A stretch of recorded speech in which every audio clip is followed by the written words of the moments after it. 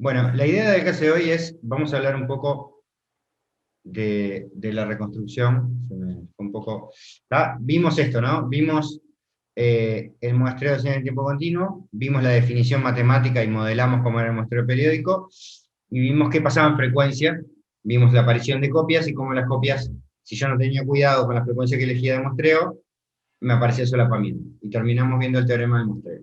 ¿Tá? Lo que vamos a hacer hoy es dos cosas. Primero, el proceso inverso. ¿Cómo reconstruimos? ¿Tá? Lo que aprendimos con el teorema del muestreo es cuándo puedo reconstruir. Ahora que sabemos cuándo, tenemos que ver cómo reconstruimos. ¿Tá? Y después que reconstruyamos, vamos a hablar de esto. ¿Tá? Que es una de las grandes aplicaciones del muestreo. Es decir, agarrar señales analógicas, pasarlas a tiempo discreto, procesarlas y recuperarlas. ¿Tá? Esos son los dos grandes temas de hoy. ¿Tá? Entonces vamos a meternos en la reconstrucción. ¿Tá? Entonces, lo que vimos esencialmente es que si se cumple la condición de teorema de muestreo que estaba mencionando antes, y el tren de pulsos aquel que hacía para muestrar, lo paso por un filtro pasabajos, ideal, ¿tá? La transformada de Fourier de la salida es la transformada de Fourier de mi señal. ¿Tá? O sea, en otras palabras, a la salida de todo ese proceso tengo la señal X continua original. ¿Tá? Y este era el diagramita que habíamos hecho, ¿no? La X continua, la multiplico por el tren de deltas, eso me da la X muestreada, sigue estando en tiempo continuo, la paso por el filtro reconstructor y me da la X reconstruida. Entonces, un poco lo que estamos diciendo es que si este filtro es ideal, a la salida, la X reconstruida debería ser la X continua. En frecuencia y por lo tanto también en tiempo. ¿Ah? Esa es un poco la idea. Entonces vamos a tratar de ver el proceso inverso. Les recuerdo además que cuando hacíamos esta multiplicación, llegábamos a esta expresión. ¿Ah? Que era esencialmente, esto es un repaso, así que no hace falta que lo copien, yo ahora me voy a pasar a hacer las cuentas en el pizarrón. ¿Ah? Entonces, esencialmente la expresión que nos había quedado para esta XS, ¿tá? Era un tren de deltas multiplicado por el valor de cada muestra. ¿Tá? Y las deltas estaban corridas n veces el periodo. O sea, tenía una delta en cada múltiplo de t. ¿Sí? Bueno, bien. Entonces, vamos a ver cómo reconstruimos a partir de esto. ¿Ah? Y esto que le voy a llamar, vamos a empezar con la reconstrucción que le voy a llamar ideal.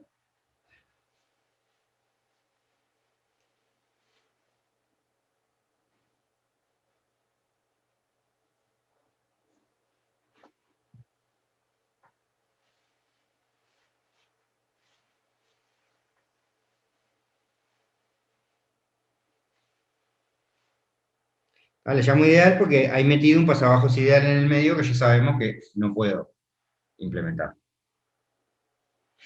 ¿Tá? Entonces, fíjense, esencialmente lo que estoy diciendo es que estoy metiendo XS ¿ah? adentro de un sistema que tiene como respuesta a frecuencia HR. O sea que lo que voy a decir ahí es que XR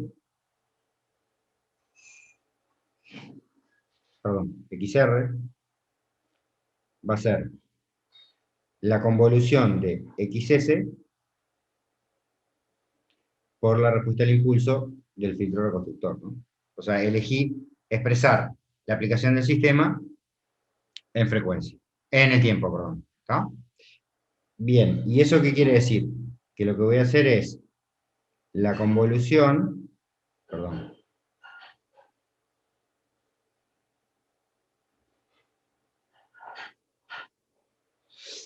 ahí va, la convolución de esto que está acá abajo,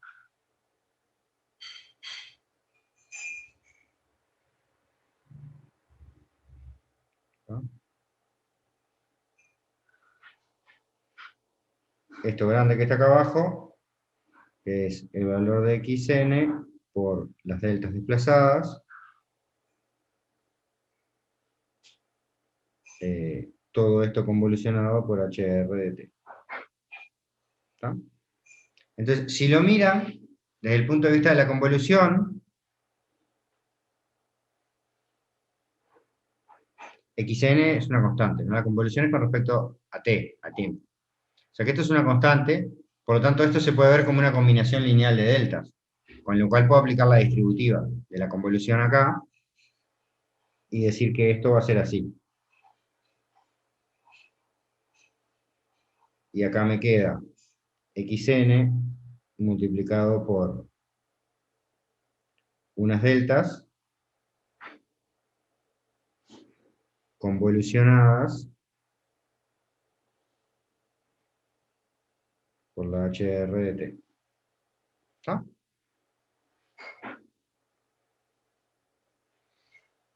Entonces, resumiendo, puedo poner acá que xr de t va a ser una suma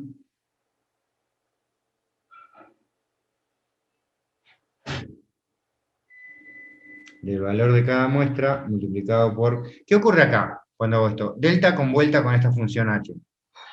¿Qué me da?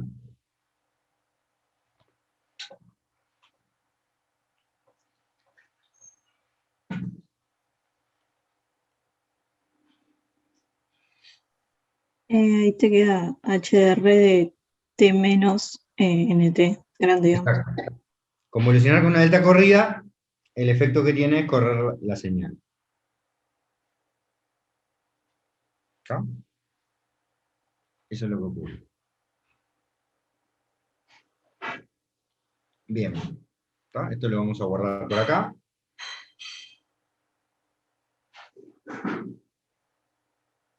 Me gusta decir al cocinero, lo vamos a reservar. ¿Está? Y ahora vamos a mirar un poquito qué pasa en frecuencia. Después vamos a juntar las dos cosas. Entonces, esencialmente lo que estábamos diciendo era, yo estoy en la frecuencia, recuerden que la vez pasada introdujimos la notación de llamarlo omega grande para estar seguros que no nos confundimos, que estamos hablando de la respuesta en frecuencia de la señal en tiempo continuo. ¿Está? Entonces tengo la señal muestreada que dijimos que me ocurría esto, ¿no? Tenía el espectro original y un montón de copias, ¿no?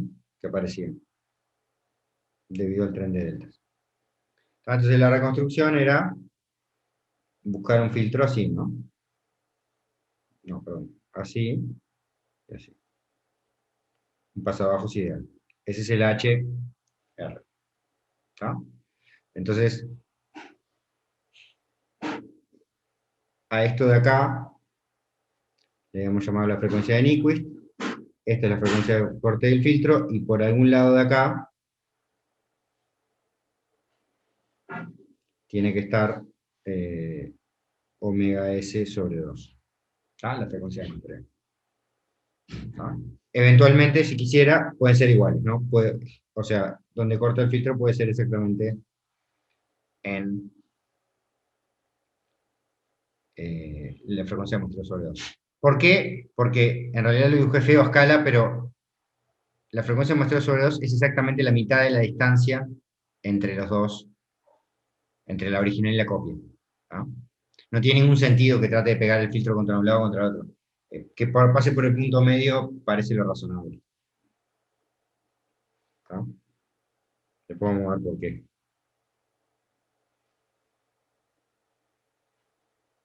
Entonces, vamos a mirar un poco el H reconstructor. El H reconstructor es un pasabajos ideal. Esto es un repaso nomás para ordenar.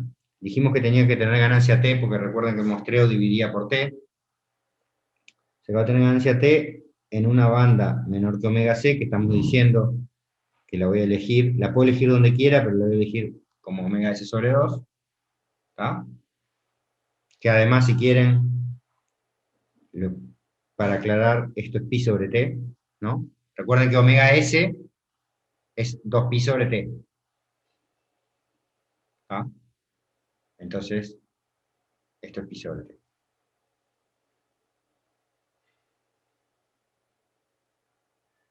Bueno, y acá vamos a poner...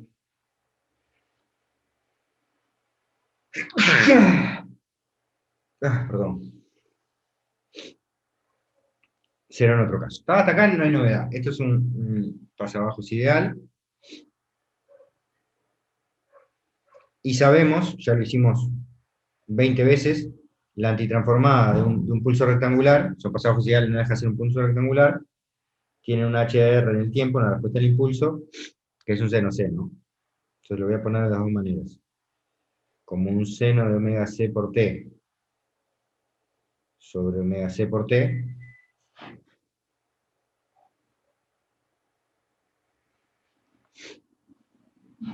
o también, esto simplemente para comodidad de la notación, como un seno C de omega C por T. ¿Está? Y este es mi segundo ingrediente. Entonces, si junto los dos ingredientes que obtuve, voy a obtener lo siguiente. Que x de r, o sea, lo que voy a sustituir es en el asterisquito 1 acá arriba, voy a sustituir por lo que me acaba de dar. ¿Está? Entonces me da que tengo cada muestra multiplicada por 1. Donde va h voy a poner un seno c, seno c de omega c, y adentro de ahí tengo que poner dt menos n por t. ¿Está? O sea, lo que tenía que hacer es multiplicar cada muestra por la h corrida. Si la h es un seno c, me queda un seno c corrido. Ese es el... Entonces acá tengo la expresión para la reconstrucción. ¿Está? Y esto es lo que le vamos a llamar reconstructor. Reconstructor ideal. ¿Bien?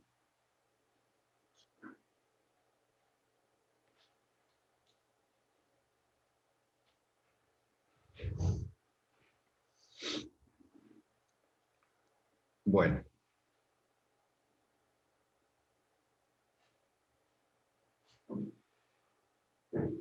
¿Está? Esto es simplemente una ilustración del filtro paso abajo, ya lo sabemos, ¿no? Como es, ganancia T, frecuencia de corte, como les puse acá, pi sobre T, menos pi sobre T, y en frecuencia tiene un ancho T. Perdón, el tiempo tiene un ancho T. ¿Está? Y fíjense qué curioso cómo queda el filtro. Es fácil ver que como esto es pi sobre T, ¿está? Es fácil ver que el seno C este, en T, 2T, 3T, 4T, se anula.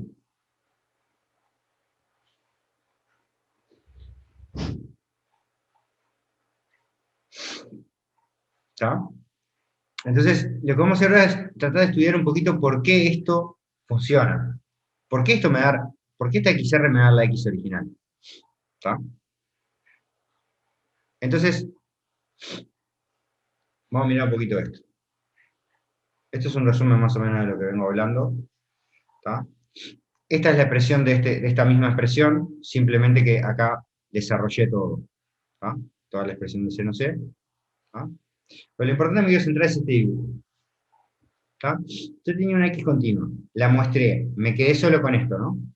Que son acá los puntos cuadrados. Tengo ahí.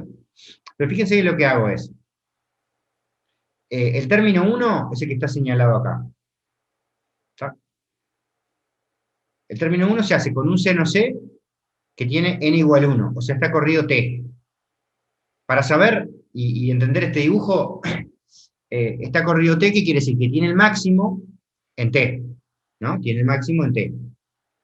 ¿De acuerdo? Y lo multiplico por X, en este caso por X1. Entonces, en vez de tener altura 1, tiene altura lo que vale la señal en este punto, o sea, esto mismo, ¿sí? Cuando desarrollo este término y hago el X2, que es este de acá, pasa lo mismo, ¿no? El seno C tiene piquito acá, sigue para allá, tiene pico en 2T, y la altura es correspondiente a esta altura. ¿sí? O sea que me queda una superposición de senos es, pero cada uno multiplicado por la altura de señal.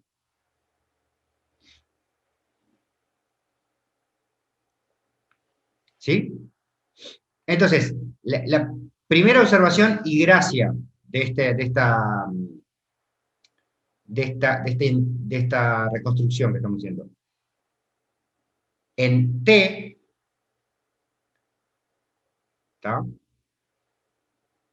Piénsenlo de esta manera. Yo tenía la señal continua. Siempre, a mí me gusta mucho pensar siempre como pensando en que voy a transmitir esto, porque eso te da la sensación de, es más, como más realista. Entonces yo agarro esto, ¿no? Lo muestreo y le mando a otro las muestras por la red. Entonces, el que recibe tiene que reconstruir solo con las muestras, no tiene acceso a mirar esto. O sea que de alguna manera él ve este punto y este punto, pero no ve lo que hay en el medio. ¿Sí?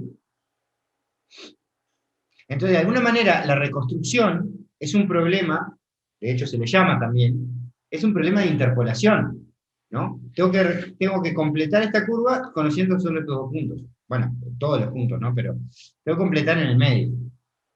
¿Está? Entonces, lo primero que sería deseable es que cuando yo haga toda esta cuenta rara, lo único seguro que yo sé es que después de esta cuenta, si evalúo esta función resultante en t, me tiene que dar este valor, ¿verdad?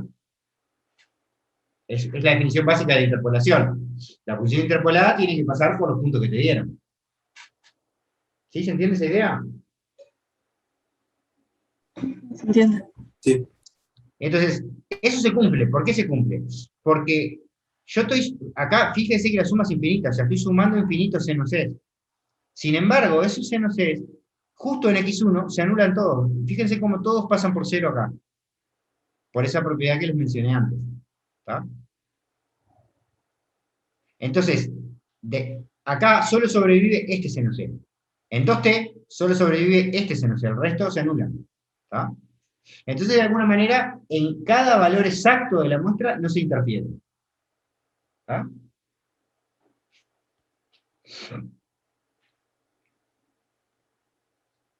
¿Y por qué esta forma de escribir rara es una interpolación?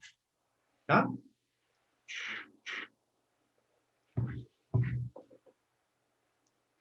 Vamos a dibujarlo acá.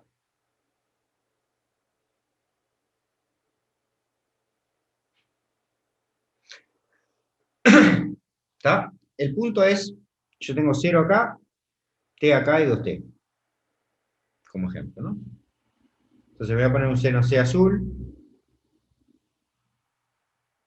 Seno C azul va a ser así, ¿verdad? Ese sería el seno C para un 0. Y esto que está acá,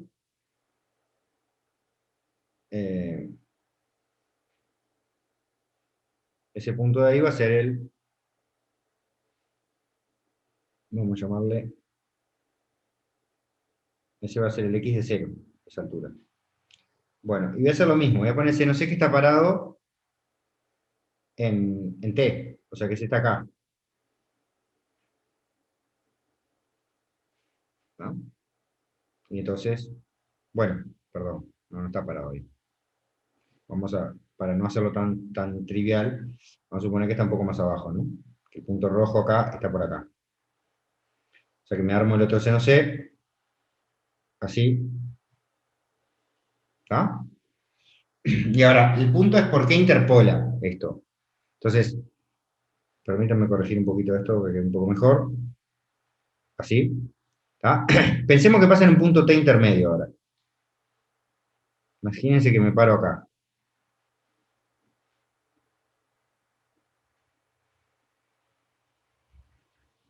Lo que me está diciendo esto es lo siguiente. ¿Qué valor le tengo que poner a esta función interpolada en T? Tengo que agarrar este punto, ¿sí? Este punto, que vale x0,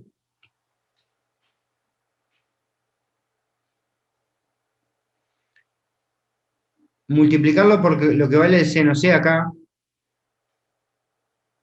¿está? Que si acá vale 1, no sé, vamos a imaginar, acá esto vale 1, para no confundir. el seno C azul vale 1, no toda la señal, y acá pongamos que vale, en T vale 0,8, acá, ¿está? Es decir, que de alguna manera lo que estoy haciendo es, en este de acá, estoy haciendo 0,8 por x0, más, pongamos por caso, fíjense que acá la altura de este otro está por acá, ¿no? Pongámosle que el verde ahí vale, no sé, 0,5, parece estar en la mitad, ¿está? Bueno, es medio, no me dan las cuentas, pero bueno, 0,5 por x1, ¿está? Entonces, de alguna manera piénselo como una combinación, ¿no? Para generar este del medio, estoy poniendo 80% de este y 50% de este. Estoy poniendo un poco de cada uno, 0,8 y 0,5. Son como proporciones de ingredientes. ¿Qué pasa a medida que me voy para acá? ¿Cómo cambian esas proporciones?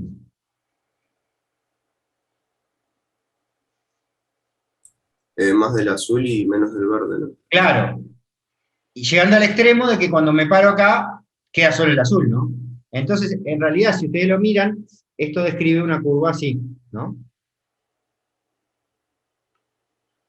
A medida que voy poniendo más ingrediente del azul y menos del verde, el valor se va pareciendo más al valor de x0, y viceversa, ¿no?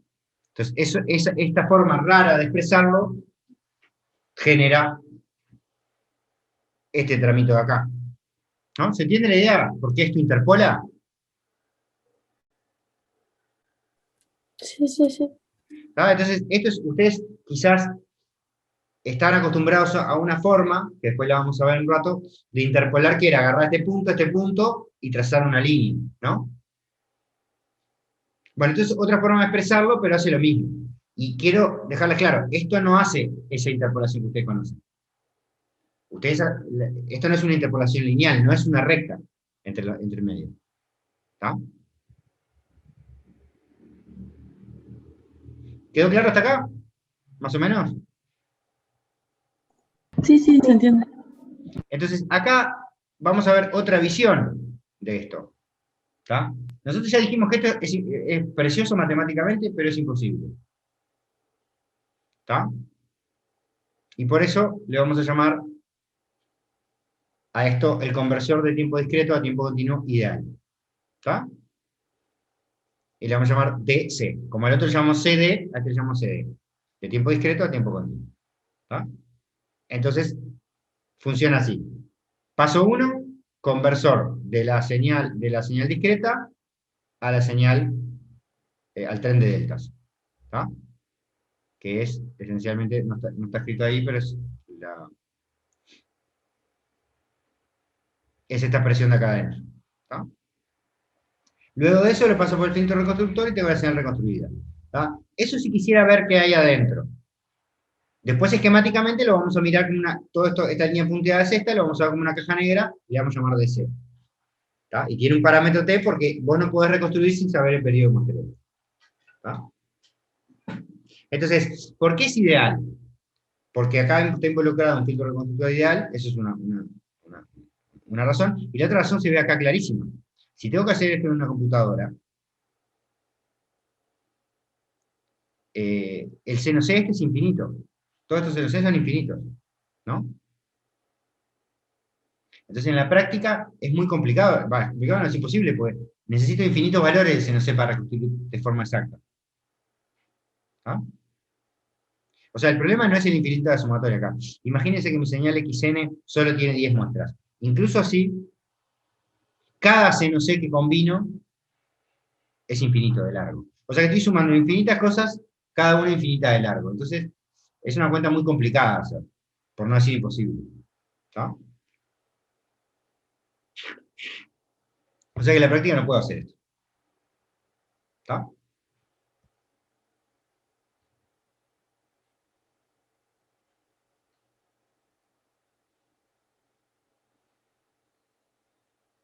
Perdón, me tiré el dedo. ¿Bien?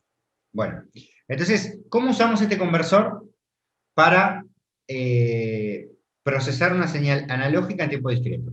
¿Tá? Porque hasta ahora lo que hemos hecho es agarrar una señal de tiempo continuo, meterla en un sistema de tiempo continuo y sacar otra señal de tiempo continuo. Hicimos todo lo mismo en tiempo discreto. Ahora vamos a mezclar las dos cosas.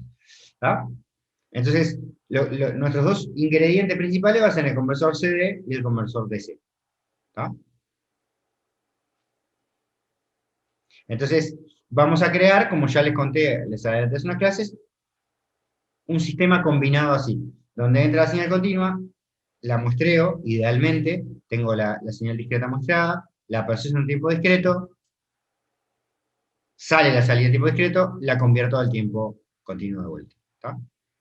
Entonces, de vuelta, si yo miro todo esto, es una cosa complicada. Ahora, si yo tapo todo esto y me miro solo la caja punteada, este es un sistema que le entra una señal continua y le sale una señal continua. O sea, es un sistema continuo. Neto, ¿no? Que en el medio pase continuo discreto un montón de porquerías, bárbaro, pero en neto es un sistema continuo. ¿Tá? Y esto tiene una gran ventaja, ¿tá? Porque en general la implementación en sistemas digitales, ¿tá? Sistemas discretos, es mucho más potente y más flexible que en cosas analógicas. ¿Tá? Entonces, dos cosas que quiero destacar acá. La primera es que lo que hace el sistema no solo depende de lo que está acá adentro. O sea, si yo digamos, si yo acá adentro pongo un pasabajos, es muy probable que el sistema completo sea un pasabajos. ¿Tá? O sea, si pongo un pasabajo discreto, voy a tener un pasabajo continuo. Ahora, cómo filtre va a depender del tiempo de muestreo que le ponga. ¿Dónde corte? ¿Tá? Recuerden que los sistemas en tiempo discreto no tienen unidades de frecuencia. ¿Tá? Entonces, de alguna manera, yo hago un sistema en tiempo discreto, pero no sé en qué frecuencia corta, en el mundo real, hasta que no le ponga una frecuencia de muestreo. ¿Tá? Y en general, la segunda observación que es importante hacer acá es que no hay una receta para esto. ¿Tá? No hay una forma de, si yo tengo un sistema de tiempo discreto, convertirlo directamente a tiempo continuo. ¿Tá? O sea, o en otras palabras, hay un procedimiento para hacerlo, pero hay que hacerlo cada vez. ¿Tá? Para que, como dice acá, para cada caso particular. ¿Tá?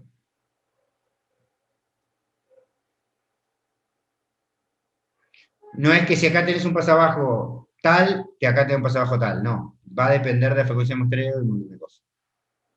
O sea que hay que hacerlo cada vez. ¿Bien? ¿Quedó claro esto? Este es un poco el esquema, además, que se usa en el mundo real, ¿no? Así se trabaja y así vamos a trabajar en particular en procesamiento digital. ¿Ah? Entonces, ¿para qué nos sirvió todo esto? ¿Tá? Lo que vimos acá, esto de acá, es por ahora es un sistema teórico. ¿Tá? Procesa señales, o permite procesar señales de tiempo continuo en tiempo discreto. ¿Tá? Pero ¿cómo lo bajamos a la realidad? ¿Tá? El problema es que cuando vayamos a la práctica, muchas de las supuestos que hicimos no van a funcionar. Por ejemplo, las señales de tiempo continuo nunca son de banda limitada. Esto que está acá, ¿no? No es que terminan en frecuencia. No, eso va a ser un caso muy particular. ¿Tá? Segundo problema que tengo. No puedo hacer un pasabajos ideal. ¿Tá?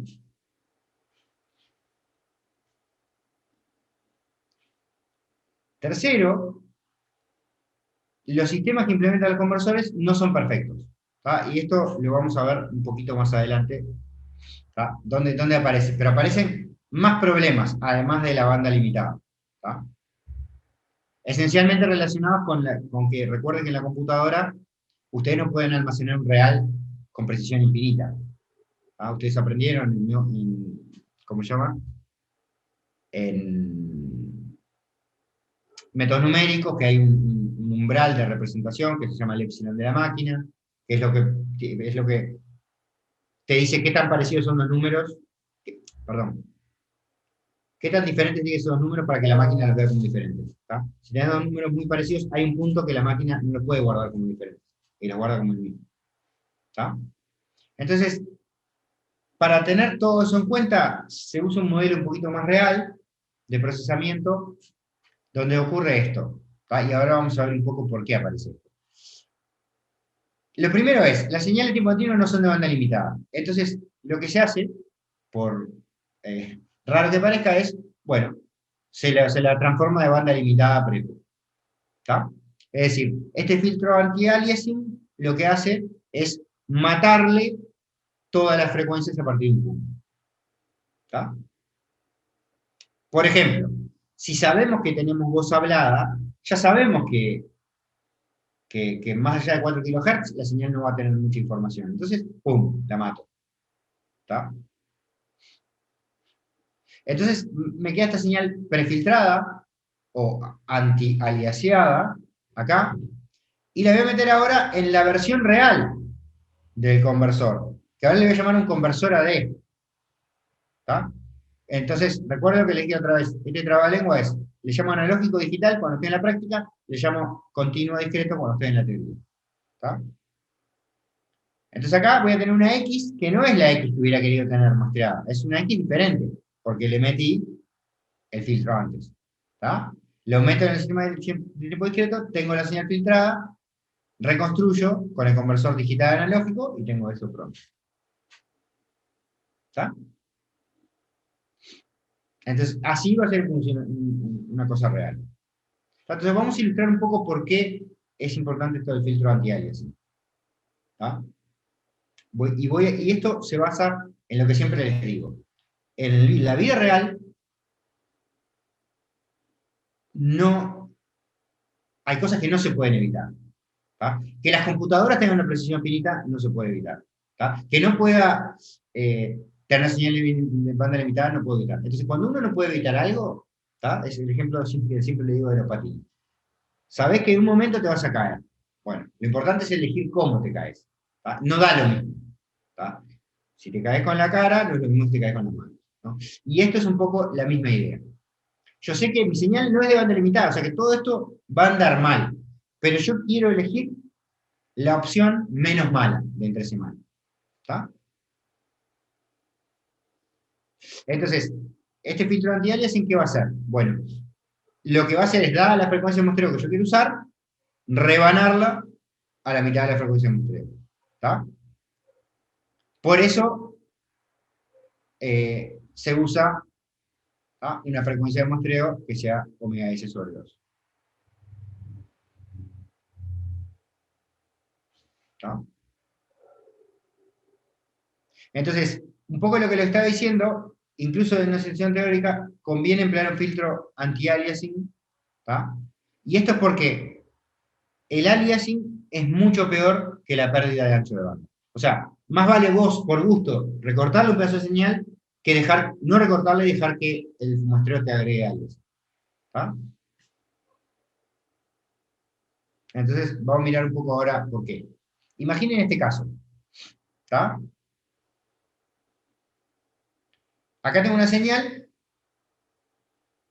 que tiene una cierta frecuencia de Nyquist. Esta es de banda limitada. ¿Tá? Y de vuelta, pensemos en la práctica. En la práctica, no siempre puedo elegir la frecuencia de muestreo. A veces tengo un aparato, ustedes lo van a ver cuando trabajemos con el Arduino. ¿Tá? El Arduino tiene una frecuencia de muestreo fija. Y si tu señal tiene más ancho de banda que esa frecuencia de muestreo, bueno, mala suerte, te embromaste. Entonces, esto es esta ilustración. Tenemos un sistema con una frecuencia de muestreo más chica de lo que tendría. ¿Tá? Entonces, cuando repito, tengo solapamiento, ¿no? Ven que se me cruzan las dos respuestas. Si esta frecuencia estuviera más a la derecha, eso no me pasaría. ¿Tá? Entonces, la frecuencia de muestreo está acá, ¿verdad? En este punto. Lo que me pasa es que no solo me aparece un problema acá, sino que me aparece un problema hasta acá. ¿No? Porque tengo la superposición, la suma de las dos copias. Entonces, cuando lo rebano, ¿tá? Si yo corto esto acá, ¿está? Para reconstruir, ¿qué voy a reconstruir? No, o sea, cuando yo pase el filtro reconstructor, ¿está? Claramente, como voy a cortar la frecuencia de muestreos sonoros, este pedazo siempre lo voy a perder, este pedacito de la derecha, siempre. Pero además, lo que les muestra esto es que si yo corto acá, ¿tá?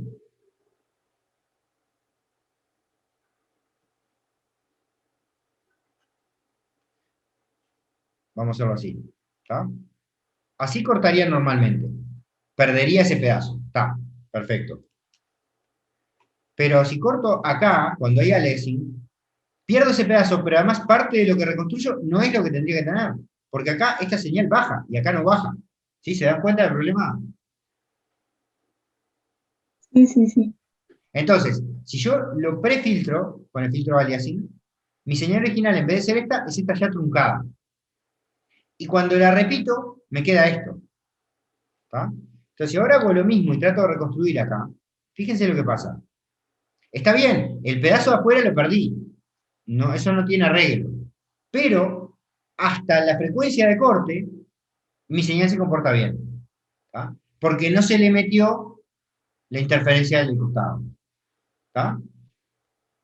Y eso hace que entonces, eso es lo que le decía que esto es mejor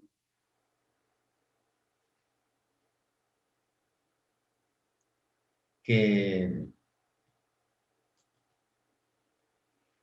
que dejarlo que haga el así, así nomás. ¿Tá? ¿Se entiende la idea?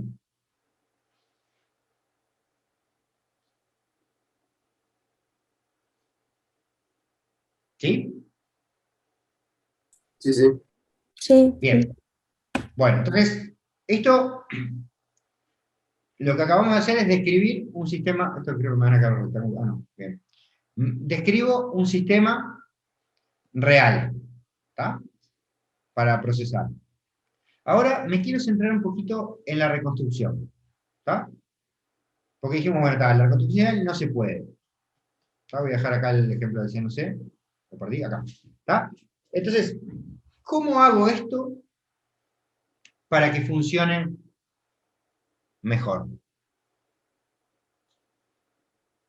¿Tá?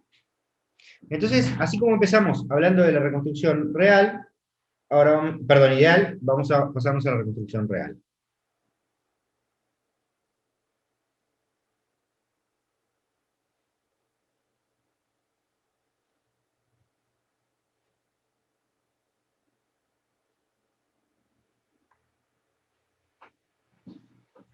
¿Tá? Entonces, voy a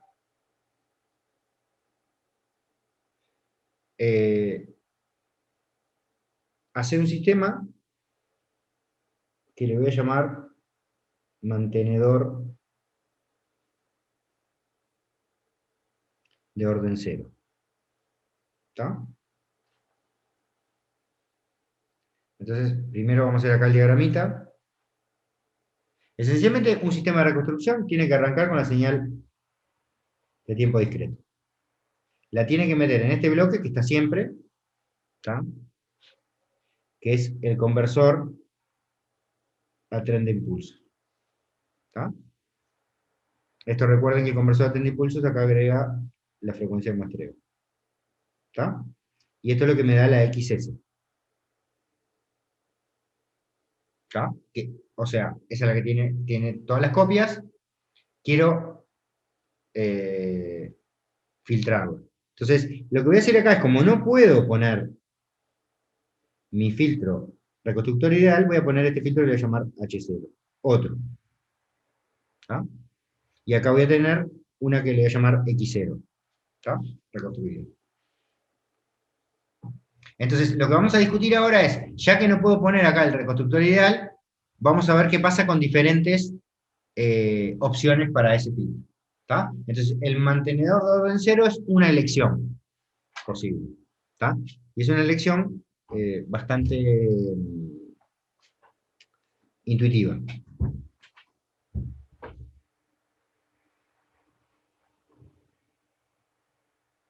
¿Tá? Y parte de esta observación.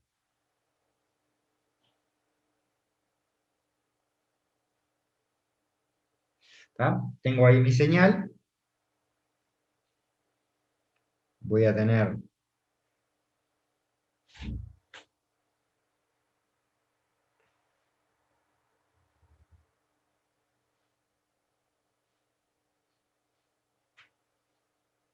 ¿no? Pongamos que es así. Entonces, claramente lo que yo quisiera hacer, ¿no? Vamos a llamarle a la muestra enésima xn, o sea, eso es cuando me paran el tiempo acá elegí el 3, pero bueno, está claro que esto es n por t, ¿tá? Entonces yo quiero recuperar algo en el medio de eso, quiero interpolar, ¿tá? Dijimos, si pudiera hacer esto de la izquierda, yo obtendría la reconstrucción perfecta, ¿no? Esta es la que le vamos a llamar la x de t. Bien, pero no puedo. Entonces, ¿cuál es la cosa más trivial que se puede hacer? ¿Tá? Y de hecho es lo que hace el Arduino, es decir, bueno, ¿cómo puedo completar? Estoy acá parado. ¿Cómo puedo llenar todo este tiempo entre esto y esto? Bueno, y lo más trivial es hacer así. Mantener constante el valor que tenía. Después me llega otra muestra, la mantengo constante. Me llega otra muestra, la mantengo constante, me llega otra muestra, la mantengo constante, me llega... ¿no? Esa es la manera más trivial de convertir una función continua, de discreta a una continua. ¿Está? Por eso se llama mantenedor de orden cero, porque esencialmente, si lo mirás en electrónica, es en un circuito que vos le das un número y te larga una señal constante por un tiempo. Después le das otro número, te larga otro pedacito de señal constante y así. ¿Tá? O sea, es un sistema, electrónicamente hablando, muy sencillo. Esto es lo más fácil que se puede hacer en el mundo real. ¿Tá? Por supuesto, como es lo más fácil, es lo que peor va a funcionar, ¿no? Pero bueno. Entonces, analicemos un poco qué pasa en frecuencia con esto. ¿Qué reconstruyo? ¿Tá? Voy a reconstruir la x s, ¿tá? La función con las copias, multiplicada por la respuesta al impulso. ¿Tá? Y entonces voy a hacer el mismo razonamiento que hice antes, ¿no? ¿Cómo se ve en frecuencia, en tiempo? Y bueno, x0, ¿tá? Va a ser, me voy a ahorrar un pasito, no todos los pasitos, pero algunos. Lo que hicimos que fue poner la xs, que era esto por las deltas, y habíamos convolucionado todo por el filtro reconstructor, ¿verdad? Entonces ahora, y después de que lo convolucionamos todo, ¿qué hicimos? Habíamos usado la distributiva y metido para adentro. ¿Tá? Ya lo hago así de una, porque ya hicimos la cuenta. Entonces al final,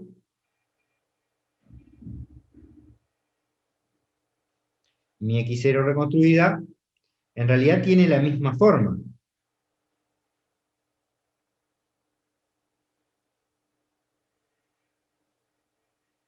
¿Tá? Que lo anterior. Fíjense que la única diferencia es que ahora la función que me aparece copiada es la x0.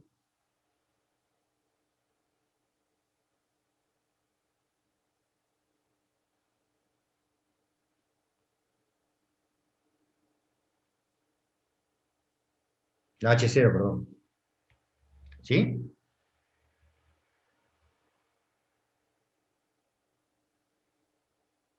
Bueno. Miremos un poco esto que... Vieron que como que lo encaré distinto, ¿no? O sea, ¿cuál era el encare anterior? El encare anterior era, tengo la XS que tiene las copias solapadas, le voy a pasar un filtro pasabajos, este del HR,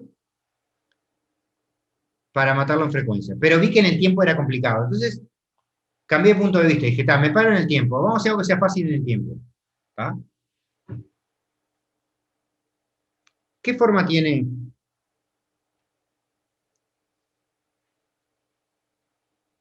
esa X0 en el tiempo, entonces?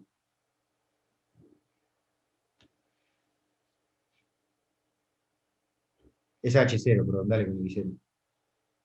¿Sí? ¿Qué forma tiene?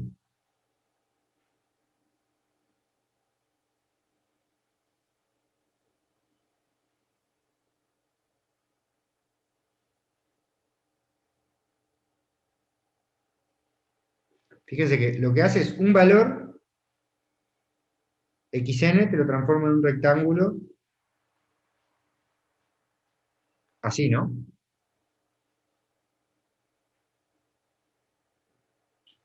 Así como esto era un seno C de altura 1, ¿qué será esto?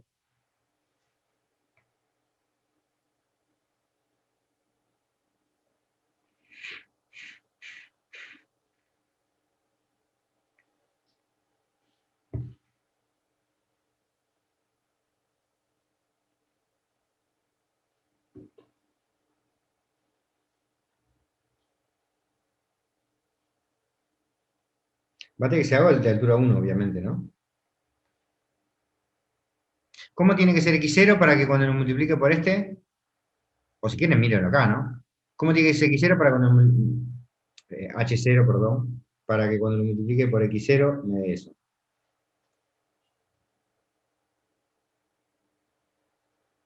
O sea, en otras palabras, ¿qué le hacen estos a los senos C? Le cambia la altura, ¿no? Entonces esto tiene que ser un rectángulo así. Todo cero en todos lados. Acá tiene que valer 1. Remarco que es importante. Y acá tiene que valer 0. ¿Está? Entonces, pensémoslo como antes. Cuando yo iba a completar un punto acá en el medio, ¿no? Por acá, ¿qué hacía? De alguna manera, este votaba con un peso importante y este otro votaba con un peso más chico porque era más chico. ¿Cómo es la votación acá? Solo interfiere uno. ¿Cómo? Que solo juega uno, ¿no? Claro, no importa dónde esté parado, siempre le doy todo al de la izquierda, ¿no? Por eso termina copiando lo de la izquierda. ¿Está? Y entonces, si esto es así, ¿cómo se ve en frecuencia esto? Si en el tiempo es un pulso rectangular,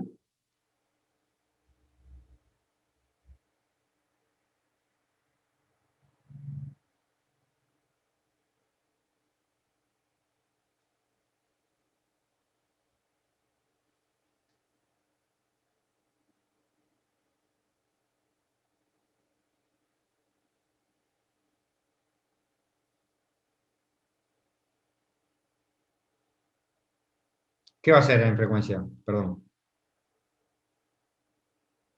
en frecuencia.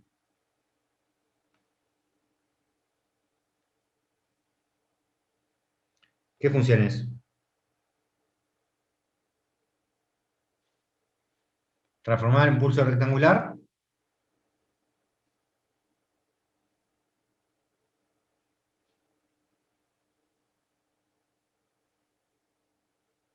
Un seno C, ¿no?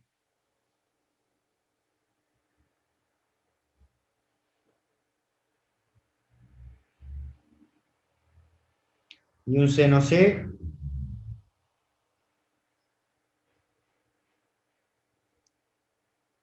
el seno C nosotros lo hacemos con respecto al ancho. ¿Ah? O sea que esto es un seno C de, el ancho es T sobre 2 omega. ¿Está? Porque en realidad recuerden que las transformadas que nosotros hacíamos, esto en realidad para ser completamente honesto es el módulo, ¿no? Las transformadas que nosotros hacíamos de pulsos rectangulares estaban centrados, o sea que esto en realidad, el ancho que usábamos era ancho para cada lado. ¿Está? O sea que este es un pulso que tiene T sobre 2 para cada lado. ¿Están de acuerdo? A mí no me quedó claro por qué en la anterior tenía ganancia T y ahora no sé si tiene o no.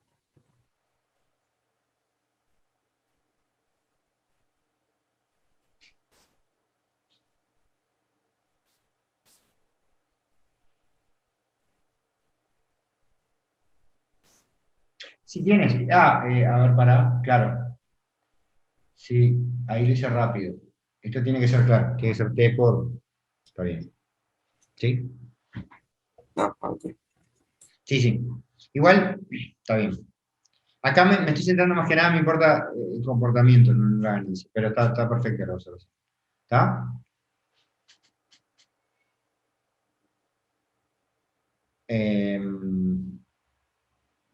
Bien. Entonces, cuando hago esto, ¿está? Fíjense, acá en este trabalenguas es fácil perderse. Yo quería esto. Estaba en frecuencia, tenía mis copias, quería matar las copias. Pongo un pasabajo ideal. Lo miro en el tiempo, es esta porquería, si no sé, digo, me voy al tiempo, lo simplifico, uso algo fácil en el tiempo. Pero ahora miro cómo me queda en frecuencia, ¿y qué veo? Si bien esto está dibujado así, esto, si uno lo dibuja a escala, es un pasabajo muy malo. ¿Tá? O sea, ¿qué es lo que va a pasar con esto? Cuando ustedes quieran reconstruir con un filtro pasabajos así,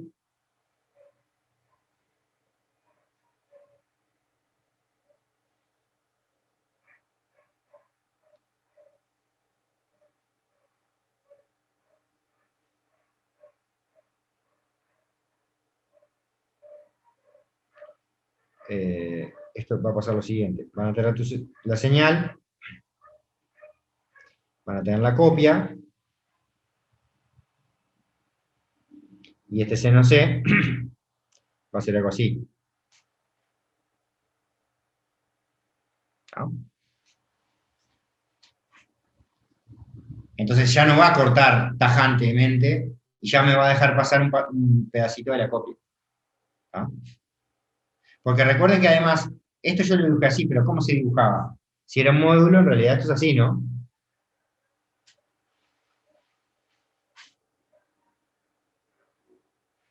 O sea, está bien que acá esto corte por cero, pero después de cortar por cero no se mantiene en cero, después tiene otra montañita. Entonces, en realidad, es muy malo como filtro este sistema.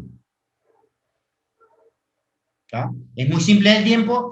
Esto es como una especie, como les dije siempre, un principio de incertidumbre. Muy simple en el tiempo significa muy complicado en frecuencia. ¿Tá? O muy malo en frecuencia. ¿Tá? ¿Se entendió por acá? Sí. Tengo una pregunta. ¿Vos le puedes aplicar otra vez ese filtro? O sea, aplicárselo una vez y a lo que sale aplicárselo otra vez. O como Sí, para filtrar mejor, no sé si valdría sí, la pena. se puede decir. Y de hecho es bastante parecido a lo que vamos a hacer. ¿Tá? Pero acá quiero mantenerme hablando un poco en términos de lo que pasa en métodos numéricos, digamos. ¿Tá? O en base, no sé en realidad dónde se ve interpolación, creo que es una cosa que se ve en general. ¿Tá? Lo que está pasando acá es que la frecuencia de tiempo son dos maneras de ver lo mismo. Entonces, era obvio que si yo hice una interpolación tan espantosa, y bueno, está, en frecuencia se iba a ver horrible. ¿Tá? Entonces, no habrá un intermedio entre esta función interpolante, porque lo que estoy cambiando al final es la forma de esta función, ¿no? O tengo esta porquería, o tengo esto demasiado sencillo. ¿No habrá un punto intermedio? ¿Ah? Entonces, ¿qué tiene de interesante esto? Tiene interesante por qué funciona bien. Porque de alguna manera esto no pasa de 1 a 0. Esto decae, digamos, tratemos de abstraer las propiedades importantes de esto y olvidarnos de los detalles. Lo importante es que acá valga 1, que acá valga 0 y que en el medio haga una transición suave, no como esta bestialidad. ¿Está? Y además le quiero agregar una condición. Quiero que sea finita. ¿Está? No quiero que tenga infinitas bucles. Quiero que mantenga eso, 1, 0 y después todo 0. ¿Está?